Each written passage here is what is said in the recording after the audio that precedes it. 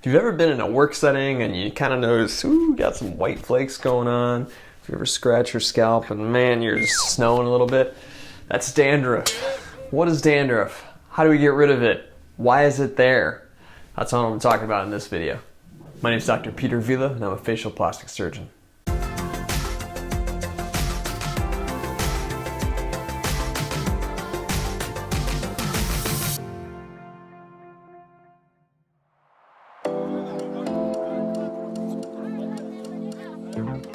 Now, we don't know exactly why dandruff happens, but we do have a general sense, and really it's a combination of three different things. The first thing is something called Malassezia furfur. That is a fungus or yeast that actually lives on the scalp. It's normal, we all have it. But what happens is in people with dandruff, there is a much higher level of Malassezia living on the scalp, and they cause the flaking of the skin, and that flaking of the skin, dead skin cells, is what the dandruff is that you're seeing. Now, we also need to give the Malassezia, they need to have something to eat. So people with high sebum or oil of the scalp, really oily scalps, that can lead to a higher number of Malassezia as well and make the dandruff worse. So in people with really oily scalps, you can see dandruff more often. You might think, well, why is that happening? And there's oil there, so why is the skin so dry? And it's because the Malassezia is causing that dry skin to flake off. The third thing is your individual predisposition. Some people are just more prone to having dandruff, whether that's you have just dry, scaly skin at baseline, maybe on the rest of your face, and you also have it on your scalp. Can you get dandruff from someone else? No, it is not contagious. Yes, dandruff is caused by Malassezia. No, you can't just get it from someone else. Even if you touch their scalp and then touch your scalp, or if you're around somebody, maybe you share a bed with someone who has dandruff, you're not gonna wake up one day and suddenly have dandruff simply because someone else around you has it. So no, it is not contagious. It's generally not recommended to actually try and remove the scales. So I wouldn't recommend just like scratching all the time routinely or somehow like severely, harshly combing the scalp to try and get rid of the flakes, because all you're gonna do is just irritate the skin. So absolutely yes, dandruff can be cured. You don't have to just be embarrassed all the time. There are some topical shampoos out there that work really, really well for this. Some homeopathic stuff might be like tea-based shampoos, things like that. You can try that. The ones with the most evidence behind them are gonna be your Ketoconazole treatments. So that is Nizoral shampoo, which contains 1% Ketoconazole. You can get a prescription strength that's a little bit higher, but generally the over-the-counter will work super well.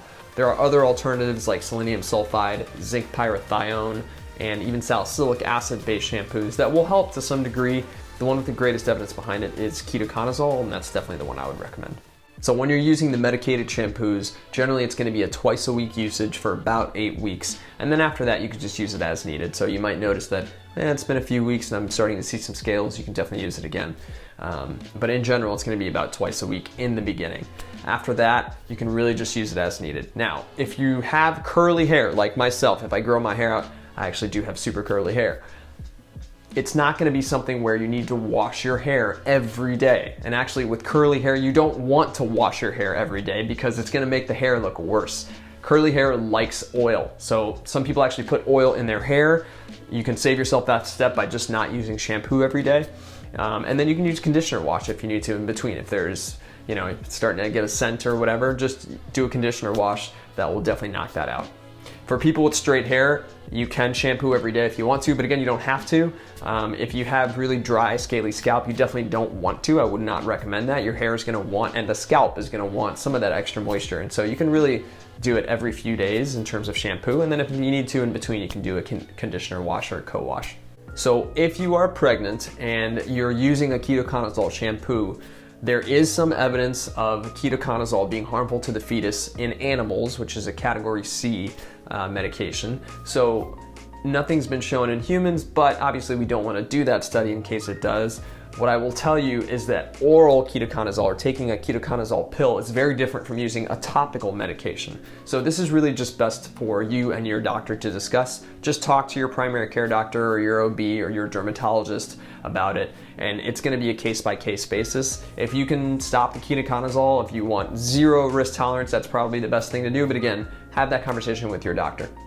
Finally, I'm not a dermatologist, I'm a facial plastic surgeon, so this is one treatment for dandruff. You definitely don't need to see a dermatologist for dandruff if that's the only issue you're having, but if you are continuing to have problems and you're just unsure and you really want to have someone take a look at this, a dermatologist is an excellent specialist to see about this, and they'd be able to help you along the way.